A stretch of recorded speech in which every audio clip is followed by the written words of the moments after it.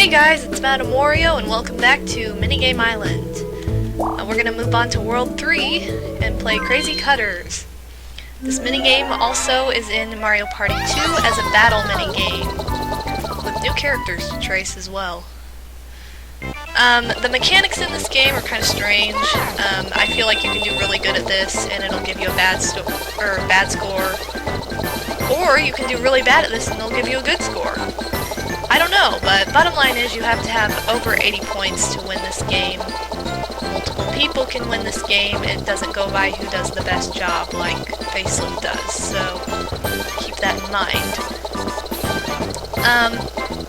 And for those of you who don't know, a battle minigame, that is just a game where you pay coins to play, and whoever has the best score or wins the game gets the majority of the coins, and whoever gets second basically just gets back whatever they paid. So that's what a battle minigame is, but that doesn't happen until Mario Party 2. Okay, next is Buried Treasure, one of my... Well, Crazy Cutters is one of my favorite too, but this is another one of my favorite 4-player minigames. Computer players can be very slow and stupid at this. By slow, I mean dense. They can uncover parts of the treasure or even signs and clues to where the treasure is without even knowing it.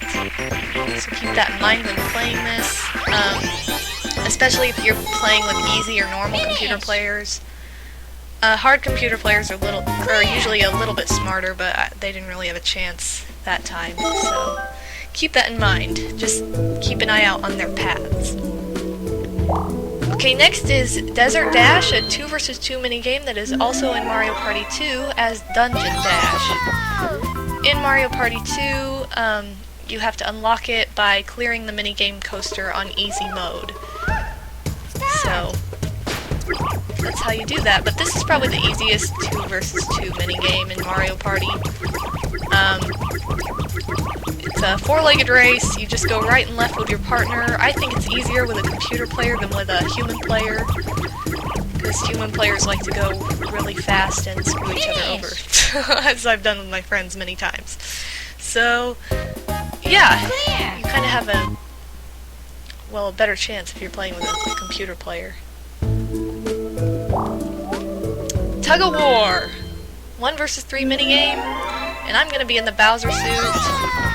This is another one that uses the rotate the control stick mechanic, so this can be painful, especially with human players.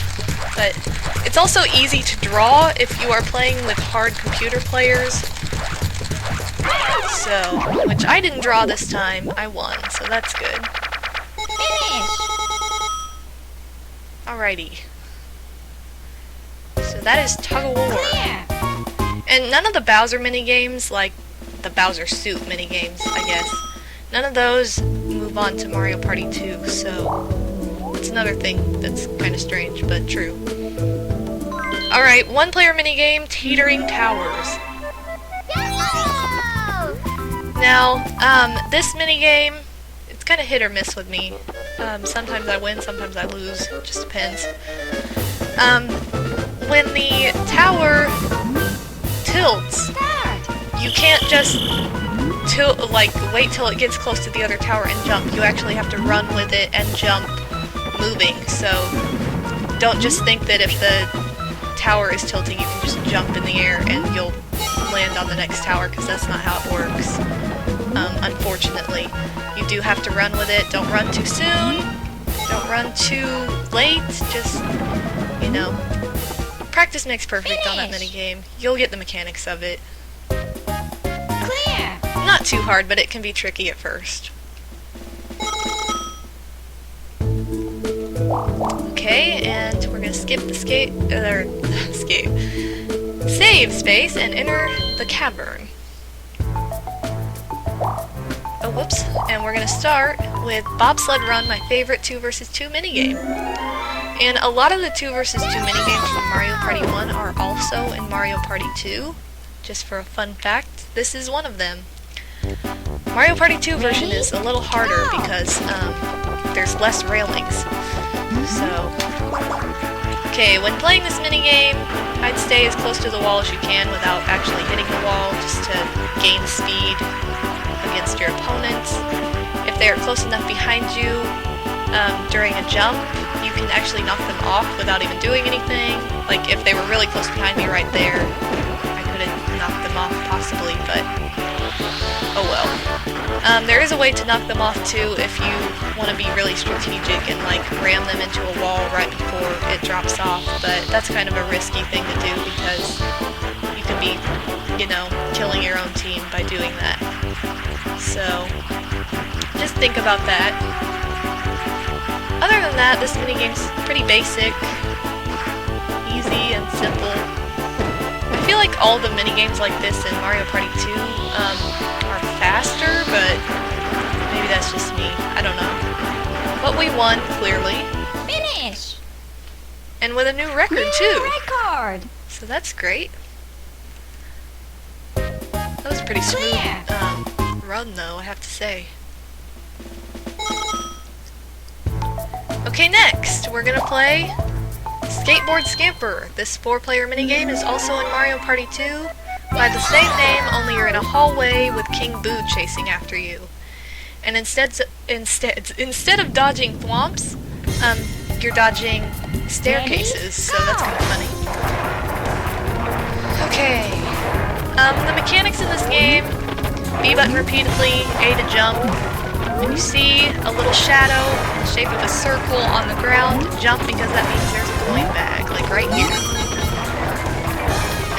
Near the end of this minigame, it's kind of strange judgment. I feel like it just randomly picks a player to win.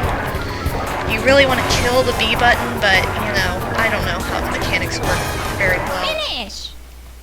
Yeah, I didn't win that, but it's just kind of strange the way it's judged in the end. So, not really sure what to tell you for that. It's just how it goes. Oh, and we're gonna enter Handcar Havoc. The minigame I cannot help you with at all because I'm terrible at it. This minigame is also in Mario Party 2. I like it much better in Mario Party 2 because I've never fallen off of that one, surprisingly. It's also much faster, it's outside, and it's around, like, towers. It's not in this weird little cave area. Okay. Wow, I haven't fallen off yet. That's a miracle. Here we go. Yep. Finish! I knew it would happen. And that is why we are playing on a already beaten file, because that minigame just screws me over. So we're gonna move on to one of the trickier ghost guess minigames. One of the trickier single player minigames. Ghost guess. That's what I was going for. Find the Boo leader that moves before all the rest. You have to watch the shadows to do this. I think it's much more complicated if one of the shadows in front moves first. I am not always good with this minigame. Okay. I think it's this guy. Yes, it is. Okay. Finish! So that's that minigame for the most part, but it can be very tricky. Clear! I would just practice watching it in the minigame house if you don't know how to play it very well, so that's my advice for that. Yes, we're gonna exit the cavern.